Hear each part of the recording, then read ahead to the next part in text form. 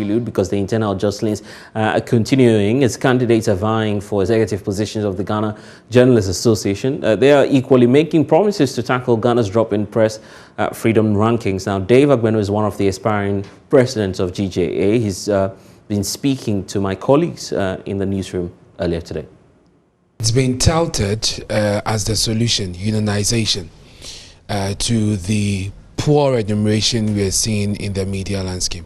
Is that something you hope to tackle, or what's your take on it? And is that something that you want to pursue, given the note? Unionization is being championed by the International Federation of Journalists. In fact, during my tenure as the General Secretary of the GJA, the process began. GJA wrote to TUC that gave it a certificate, but not a bargaining certificate.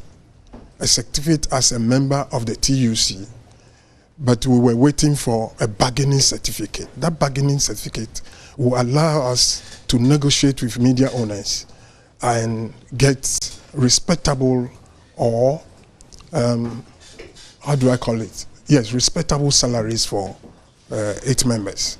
I know it will be difficult because already journalists in various media houses belong to other unions. So if you need them to belong to the GJA union, you have to have a compelling reason why they should join the GJA union, which we have to work at, because unions don't like losing their membership. So if you are coming up with a new one, you should be ready to fight and ensure that you get the membership that will be able to pursue the agenda of getting a good salary for your members. The truth is, I am personally tired. I've been campaigning for 2 years for this election. I was hoping that by Friday it will be over, that I can have some sleep. But it appears the problems keep coming. And it's concerning, but I am hopeful that between today and tomorrow, the issues surrounding the resignation will be resolved so that we can hold the election on Friday and then move on with our lives. Yeah, but our key question, at least for me, is attacks on journalists. Two of my colleagues, at least, one physically attacked, one verbally, and threatened, his life threatened actually.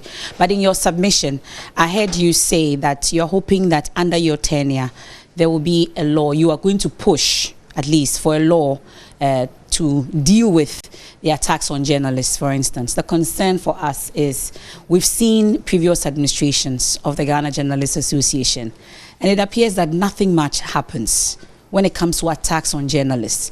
If a politician is attacked in this country, you see that politicians rise and something is done about it. But we always leave it in the hands of the GJA to push for that to happen.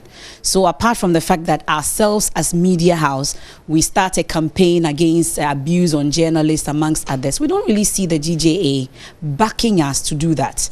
And it raises concerns for us. So most of us just sit back and then just watch. Let the GJA do what they have to do. That's what my senior colleague mentioned, that it's time for a rival body. And most of us may join that rival body because of some of these attacks on our colleagues. What really will be the assurance that under your administration, it will be different? I'm not part of the executive of the GJA. I used to be, but I ceased to be a long time ago. Now, having been part of the leadership, I realize that GJA in itself is handicapped when it comes to defending the journalists under attack. It's limited because GJA do not have the coercive power of state to deal with the issues the way they want to deal with. They'd have to go through the police, they have to go through the courts. And if matters of that nature is before the court, there's very little you can do. But my position is that, why don't we work with Parliament to enact laws that we can use by ourselves to deal with such situations? And before that is done, we need to put together a group of lawyers. Unfortunately for us, a lot more journalists are going into law. And we put them together to also deal with the issues to its logical conclusion. It is because we are unable to deal with the situation or in such cases we are unable to deal with them. That is why it continues. So for me, we need to put out the structures with the support of media organizations to be able to deal with such situations without saying that GJA is only interested in issuing statements and the rest of it. Thank you.